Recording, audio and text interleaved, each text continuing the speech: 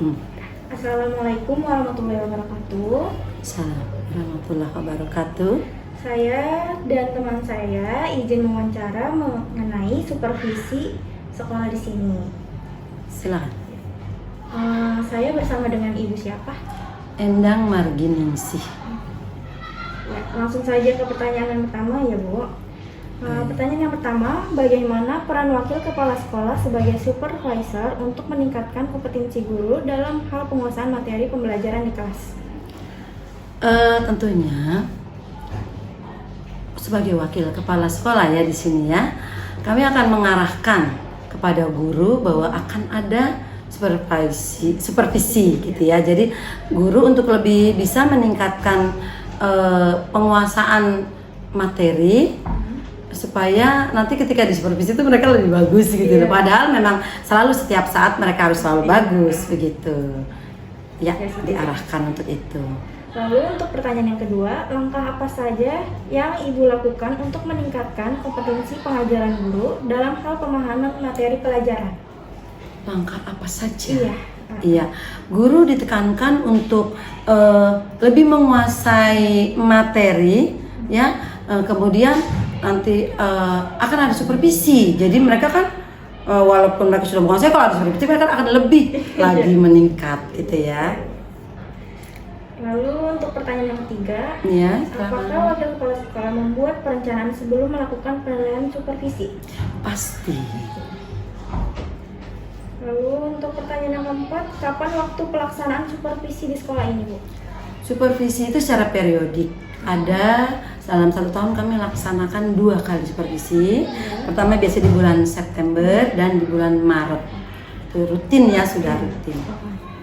Lalu pertanyaan yang kelima, apakah wakil kepala sekolah pernah menanyakan sejauh mana penguasaan guru terhadap bidang keilmuan yang diampu? Iya, pastinya. Sejauh mana? Iya.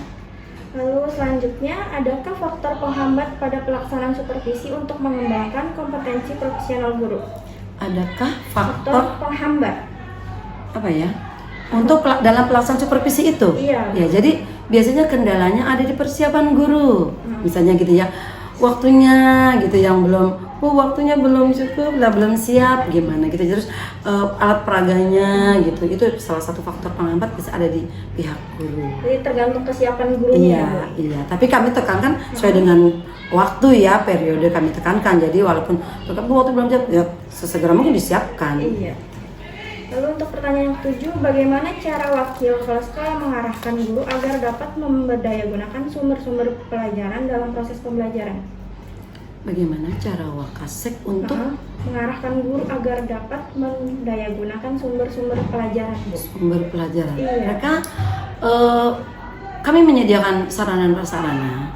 Ya, jadi mereka silakan gunakan apa yang ada, sumber-sumber belajar yang ada, buku, perpustakaan, ya, kemudian alat-alat seperti komputer, laptop itu Infocus, silakan gunakan, gitu ya.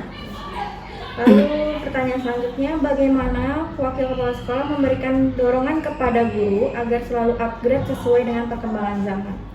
Ya, kami tentunya memberikan semangat kepada guru-guru untuk mengikuti kegiatan atau mengikuti perkembangan teknologi itu ya.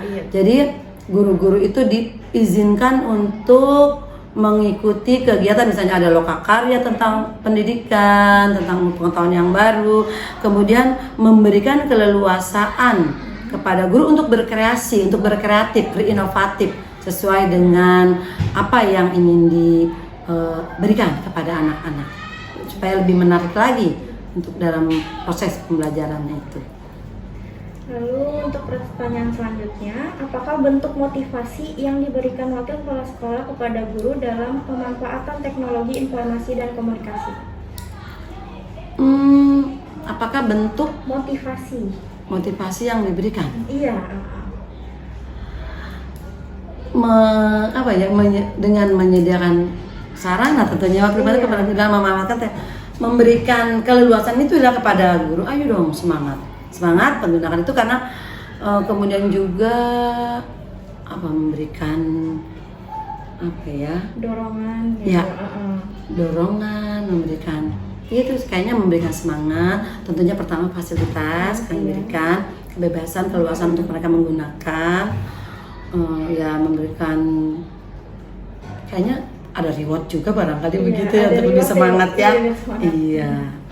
Ya, untuk pertanyaan yang terakhir, bagaimanakah upaya wakil kepala sekolah untuk meningkatkan minat guru dalam menggunakan TIK pada proses pembelajaran?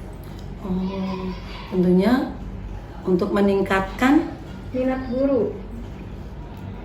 Kayaknya guru-guru udah minat semua deh. Meskipun ada beberapa guru ya, tentunya kami dengan memberikan apa ya, seperti dari pemerintah juga sudah ada gambaran-gambaran apabila yang kayak seperti sekarang kurikulum mereka, guru-guru yang mengikuti guru penggerak, mereka akan bisa dengan mudah mengikuti atau menjadi apa ya, tapi mungkin bukan sasaran pokoknya, pokoknya guru penggerak, seperti guru penggerak mengikuti program-program pemerintah, terutama dari Menteri Pendidikan tentang guru-guru yang supaya lebih berinovasi, seperti contohnya sekarang ini guru penggerak gitu ya, dengan menggunakan kurikulum belajar itu upaya kami supaya guru-guru itu lebih semangat lagi untuk meningkatkan tentunya kualitas gitu ya, kualitas guru SDM-nya ya, SDM. Supaya mereka lebih, anak-anak kan tentunya kalau gurunya baik insya Allah akan menghasilkan siswa-siswa juga yang hebat gitu ya. Oke. Ya. Terima kasih untuk waktunya Ibu. Sekian dari kami. Wassalamualaikum warahmatullahi wabarakatuh. Sama-sama. Waalaikumsalam warahmatullahi wabarakatuh.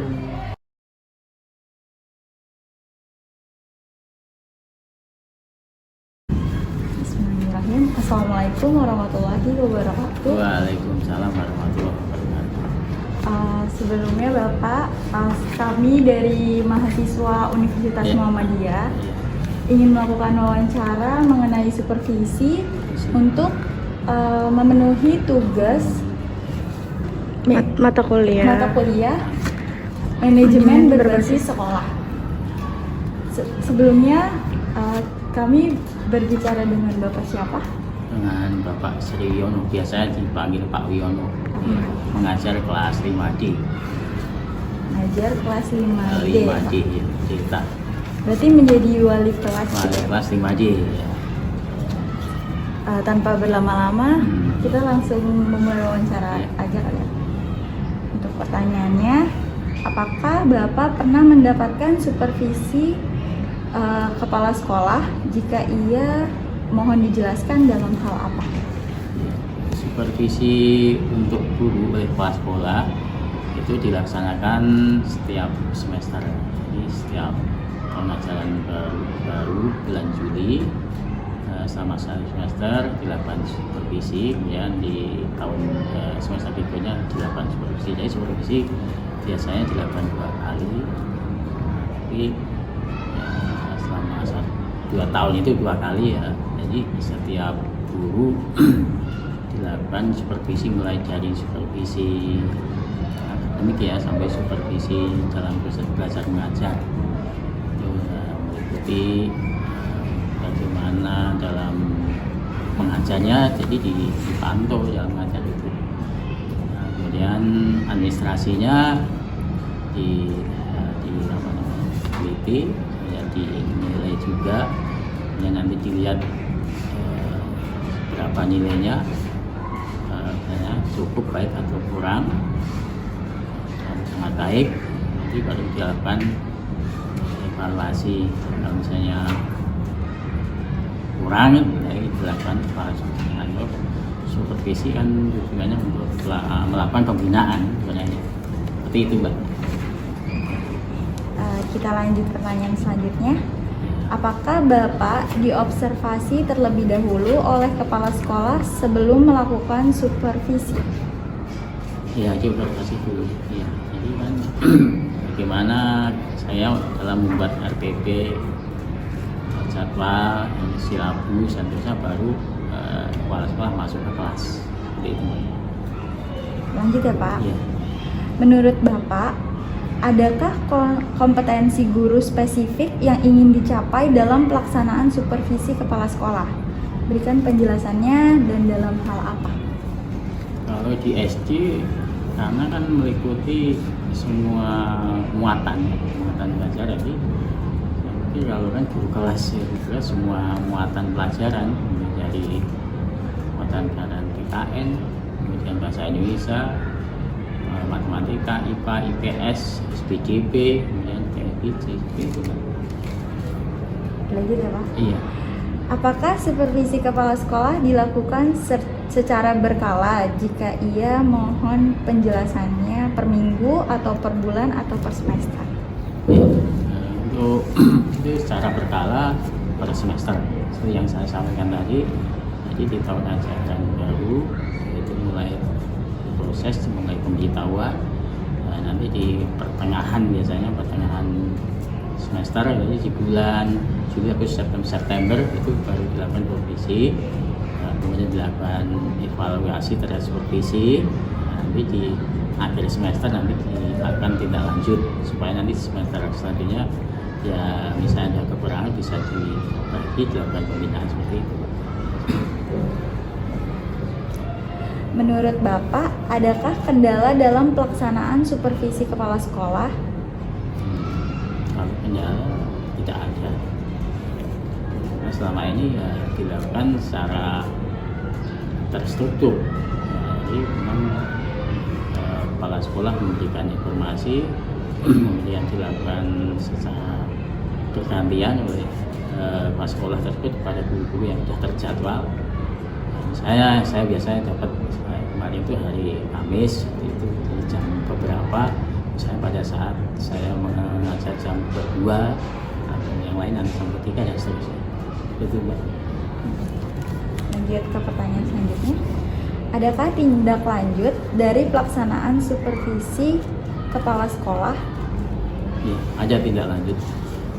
Jadi seperti yang saya sampaikan tadi, tindak lanjut dilakukan pada akhir semester biasanya.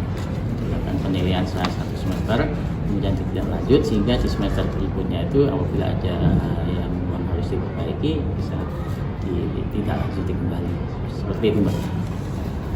Lanjut pertanyaan yang ketiga ya Pak. Adakah tindakan evaluasi bertahap yang dilakukan kepala sekolah setelah melaksanakan pelaksanaan supervisi? Tindak lanjutnya ya? Iya. Ada tindak lanjutnya. Ya, dan melalui pembinaan. Jadi guru tersebut dipanggil. Kami saya sudah pernah dipanggil, misalnya ada mengenai RPP-nya yang perlu diperbaiki. Nanti dilakukan pembinaan melalui pembinaan sesuai dengan rekan sejawat juga bisa. Kemudian setelah itu juga nanti di akhir tahun biasanya ya di awal tahun biasanya melakukan rapat kerja untuk menentukan pembelajaran untuk tahun berikutnya. Seperti itu tindak lanjutnya. Pertanyaan yang selanjutnya, adakah feedback yang diberikan oleh kepala sekolah setelah pelaksanaan supervisi, baik lisan maupun tulisan? Umpan balik ya, jadi Iya, umpan balik. umpan balik itu ya diberikan juga oleh kepala sekolah. Itu berupa penilaian, penilaiannya berupa penilaian. Kalau ribet belum pernah berupa penilaian. Ya kalau misalnya penilaiannya sangat baik, ya berarti feedbacknya nanti bisa menjadi fasilitator untuk teman-teman sejawat. Kalau misalnya yang nilainya kurang baik nanti bisa tingkatkan supaya lebih baik. Seperti itu Mbak. Pertanyaan selanjutnya, menurut evaluasi Bapak, apakah pelaksanaan supervisi sudah sesuai dengan pengembangan kompetensi yang Bapak harapkan? Ya, sudah sesuai dengan pengembangan yang saya harapkan, karena dengan supervisi itu kan saya dapat mengetahui kelemahan dan kekurangan saya. Buat kepala sekolah juga bisa menilai secara evaluasi secara menyeluruh terhadap perkembangan peserta didik dan perkembangan sekolah. Pertanyaan yang terakhir ya Pak, apakah setelah diadakan evaluasi pelaksanaan supervisi pembelajaran Bapak menerima pembinaan dari kepala sekolah? Iya, itu yang saya sampaikan tadi, dilakukan pembinaan secara terstruktur gitu. Jadi kan sebenarnya dilakukan penilaian mana yang dulu yang misalnya yang kurang, kalau saya mampu murah karena penilaian mungkin selalu baik, baik atau sangat baik, sehingga justru saya memberikan umpan balik kepada teman-teman atau rekan sejawat untuk saling kolaborasi. Gitu. Baik Bapak, terima kasih atas waktunya. Mohon maaf mengganggu. Kurang lebihnya mohon maaf. Wassalamualaikum warahmatullahi wabarakatuh. Waalaikumsalam.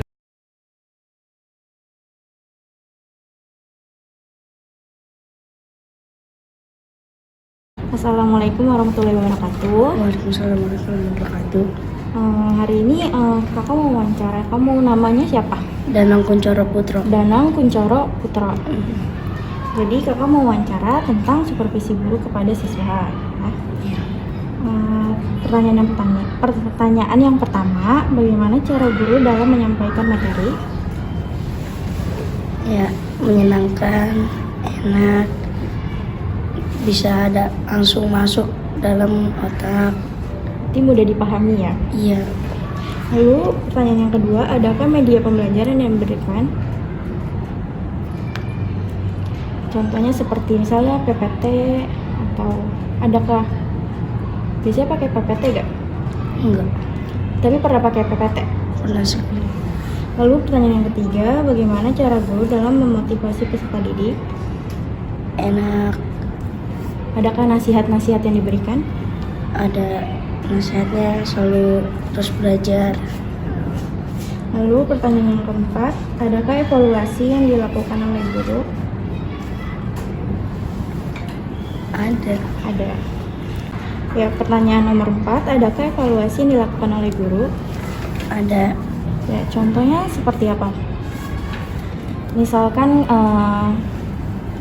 Kalau nilainya kurang, biasanya gurunya ngasih apa? Ngasih nilai tambahan. Ngasih tambahan. Dari perilaku, perbuatan. Ada itu. adakah remedial kalau nilainya kurang bagus? Ada, Pernah melakukan remedial? pernah. Lalu pertanyaan nomor 5, adakah reward yang diberikan dalam pembelajaran? Kalau misalnya nilai kamu bagus atau bisa menjawab soal, apakah dapat nilai tambahan? Dapat.